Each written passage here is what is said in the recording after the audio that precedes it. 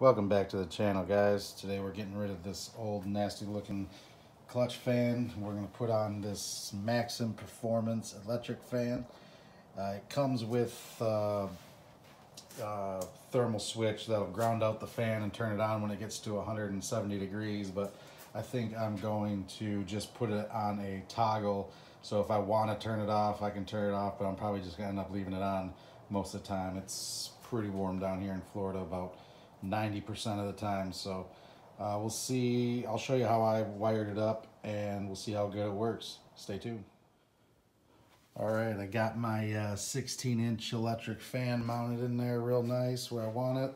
I got the wire kind of tucked in there.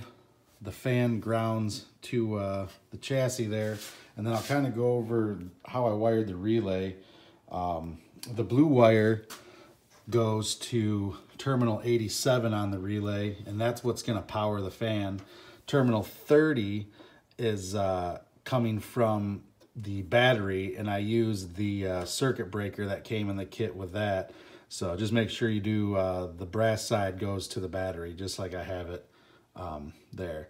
And then terminal 86 goes to a 12-volt ignition source, and that's just going to basically turn the relay on. And I just have that going into a 12-volt ignition source in the fuse box. Terminal 85 is going to be your ground, and the kit came with this temperature switch that will ground out the relay at 170 degrees. And I was gonna put it in there, but I started to try and get that fitting that's in there out of there, and I didn't want to risk breaking my intake or putting that in there. So I ran the ground wire from terminal 85 to the switch underneath the dash. So if I want to turn the fan off, I can. If I want to turn it on with the battery charger on when I'm at the track or whatever, I can do that too. So I'm good with that. Real quick, I'll just show you. This thing moves a lot of air. I'm pretty satisfied with it. So I just do key on. You can hear it kick on. And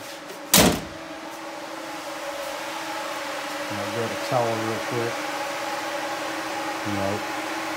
Blows that towel right out of the way.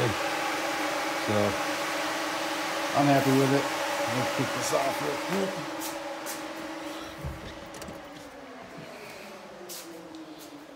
So yeah, hopefully this will help somebody else out and help somebody else out how to figure out how to wire a relay, because they can be confusing sometimes.